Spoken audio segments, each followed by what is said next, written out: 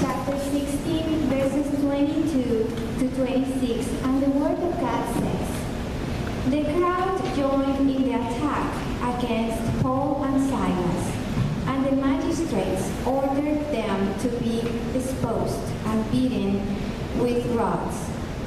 After they had been severely beaten, they were put in prison, and the jailer was commanded to guard them carefully.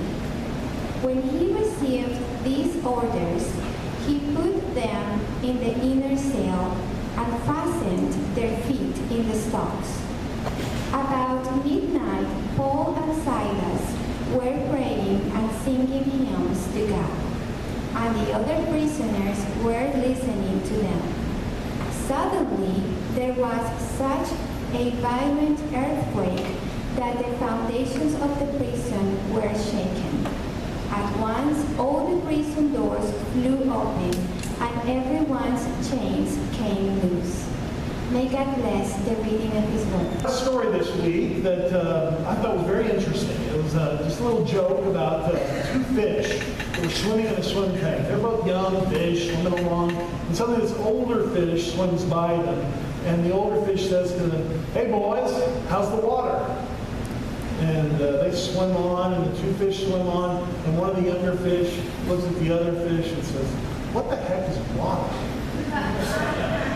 Yeah, I know it's not much of a joke, but it makes an interesting point. There are lots of things we take for granted. I mean, those fish swimming around in that water, their lives depended on it, but yeah, never even thinking, realized it was there. And how many things in life, and important things, crucial things, we take for granted. Now, there are a lot of ways we can take this message and take this idea, the things we take for granted. Today I want to talk about, again, our attitude. And how our attitude in life is like the water that we swim in. It touches us, it affects us every day, but not only that, it affects those around us. And that's something we forget. That's something we take for granted. Our attitude affects those around us.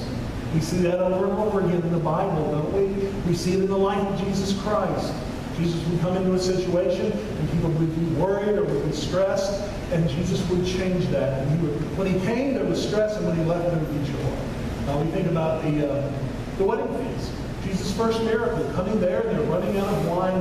He performs a miracle and gives them more wine than they'd ever need or ever could drink, and he leaves them in abundance, and he leaves them with great joy in their hearts. You think about Zacchaeus all by himself up in that tree, but by the time Jesus leaves him, he has great joy. He has turned his life around. He's not only happy, he's repented. He's heading in a new direction. And then there's the woman at the well. Jesus talks to the woman who had gone down simply to gather some water. And he speaks to her. And by the time he is done, his attitude and his spirit has infected her.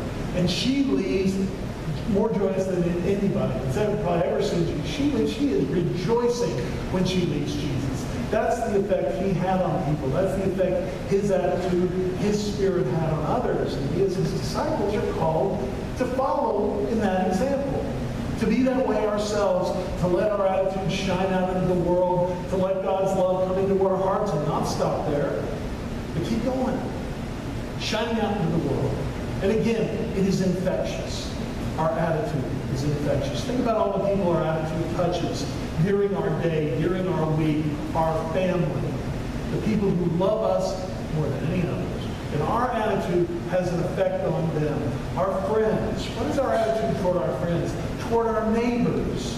We'll talk more about that in a moment. What's our attitude toward our church? Toward our work, our job. All of these things colors our lives, flavors our lives, but also has an effect on all of those who are around us. And now I see this all the time, but most of the time I see it in the negative, right?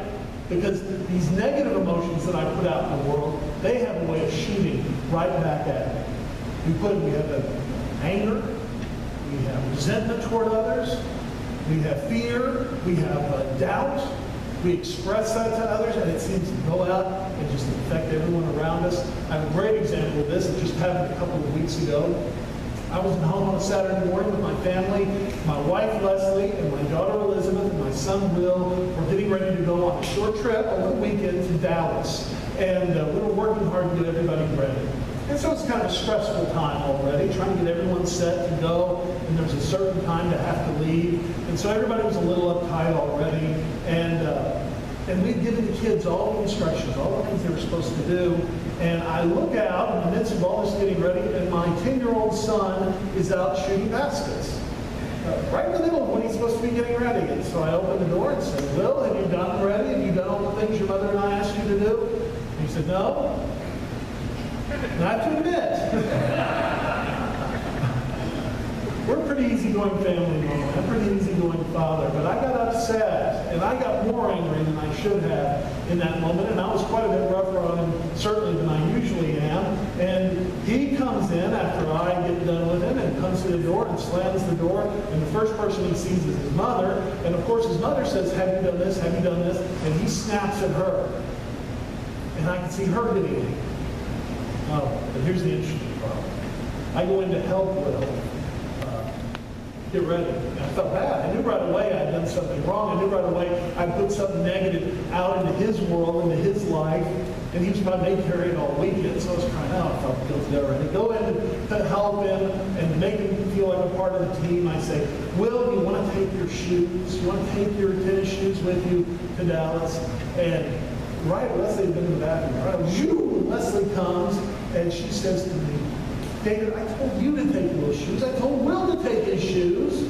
Why are you asking if he wants his shoes? And we get this whole big argument. Well, this is my beautiful, sweet, kind, loving wife who normally does not react in this way to asking somebody about shoes. And I saw it, right? I saw it. Maybe you're starting to see it now. There I did. I opened that door to yell out at Will, and what I actually did was take this anger boomerang and whip it out there into the world. And I sat there, and over the course of 5 minutes, I saw it go, come back, and wham, hits me right there. Now it was a lesson to me. A lesson to me because I saw it happen. I saw how quickly it can happen. But think about all the times that it happens slowly. We say something angry. We say something negative to somebody. We insult them in some way. Or we think about some carefully crafted jab to get them in a certain way. And we think, that's it. Just wait. It may take a day or a month or a year, but some of that is going to come back to us. The negative, we see it. What we put out in the world has an effect on others. We can actually visualize that. It's actually no fair because we put so much good out in the world, we don't see that effect as much. But boy, you do something negative, you can almost see it right away. And the effect is usually pretty quick. Pretty quick. So, what's the solution? For a lot of people, the solution is, well, I'm just not going to put anything negative out in the world.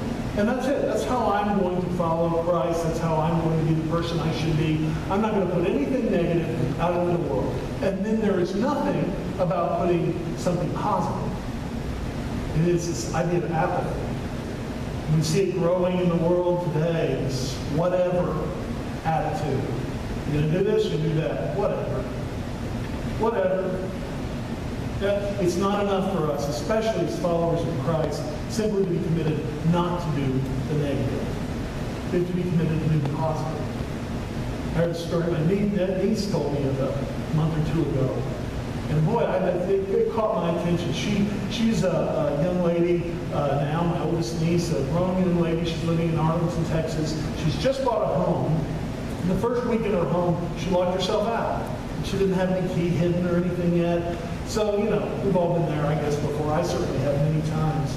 And she was trying to figure out what to do, so she called a boy that she knew, a friend of hers that she thought could be of help to her. And she called him and told him the situation. And here's what he offered. He said, hey, here's what I'll do for you. You go around the house and take pictures of all your windows with your cell phone, and you text them to me. And I'll look at them and I'll text you back which would be the cheapest window for you to break to get back into your house. That's chivalry today. That's what passes for chivalry, I guess. And there it is. It's talking about that's as apathetic a response to a need that I have ever heard. You text it to me, and I'll take a look at those pictures and tell you which window to get in. Well, she got in by calling the locksmith, but it's not enough. We have to commit ourselves not only not be negative out of this world, not pollute the water around us that we swim through, this water of our attitude. Don't pollute it with the negative, but also start putting positive out there. The things that can happen when you do positive things, when you set your mind to making something positive. Now, that's not to say that we're all supposed to be positive all the time. Yes, there's things we're supposed to be angry about. There's things we're supposed to fight against. Absolutely. But our general attitude every day to those closest to us, well, what an effect it can have. I love the little story I heard following the floods up in Colorado. I know some of y'all followed that story on the news. The terrible flooding. And this is right where my family has gone to take vacations since I was 3 years old. I've been going up there. And I didn't know that all those years, I had been passing through a little town called Pinewood Springs.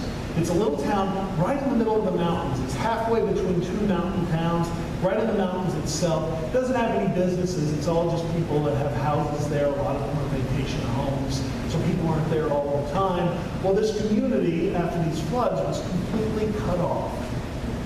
100%. Cut off from both towns on either side. The river had washed away the road for 17 miles. 17 miles of the road had been washed away in one direction, had been washed away also in the other, and they were completely cut off. So they lived this way for a couple of days, those people who remained behind, which a number of people did. And then suddenly they realized when they're going to be able to get through this by ourselves. And they changed their attitude about their neighbors. Their attitude about their neighbors had pretty much been what my attitude about my neighbors is. Hey, how you doing? And that's it. You go in your house, and give them away, and that's all. Well, they changed that, and they came together for a meeting, and they elected a mayor, and they elected a head of security, and they appointed someone to fix a trail, and make a trail between their town and the next town, so at least they could walk back and forth a long way, or they could ride their ATVs.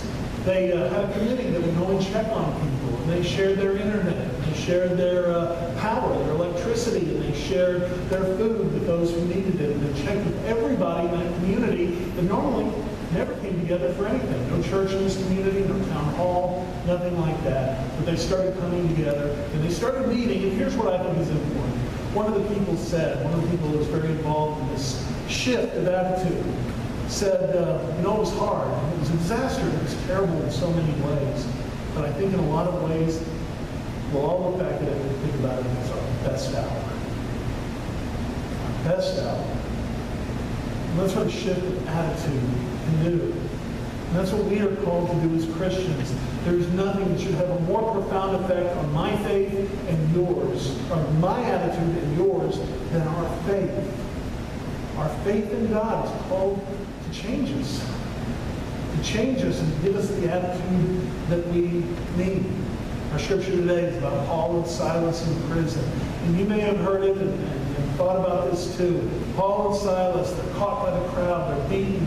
Then the magistrate comes in. Does he save them? No, he orders them stripped and beaten with rods. And then they are thrown in prison, but not just in prison, in the darkest, deepest cell of the prison. And then the jailer chains their legs together, puts them in these stocks. They couldn't get up, they couldn't even move around. And what is their response to that? What is their attitude toward this injustice? They pray to God and they sing hymns of praise, and all the prisoners listen. All the prisoners hear. People wonder, how is it that of all the religious movements back then, this one movement, Christianity, came and took over the known world, took over the Roman Empire, and people have grand theories about that, but we know the truth. The truth is that it caught on, it went from city to city because it was a true message, but also because of the attitude of the people. This kind of attitude where even in the face of tragedy, even in the face of difficulties, even in the face of persecution, to have an attitude that praises God and lets God's love come down and flow out. Many of you know that if you read on in this story, it is a conversion story. The jailer sees this attitude, he hears this message, and he is changed. He and his family become Christians, become followers, and Paul and Silas are released from the prison. What is our attitude? What is it today toward those who are closest to us? The people we take for granted, the people we have lived with for years and years, those people who know us best. Do we show them that love? Do we show them how much we care and appreciate them? Or are we going to wait till some disaster comes along and we are reminded how much they mean to us? What is our attitude this week about our co-workers, about our neighbors, about our church, our nation? What is our attitude going to be? Well, I pray that as followers of Christ, we can do just that in this coming week. We can be his disciples. We can follow him. And as we do, we can let that love come down into our hearts, the love of God, the love of Jesus Christ, and then we can let it shine out into the world in the attitude that we have each and every day toward all these different people, all these different situations we find ourselves in.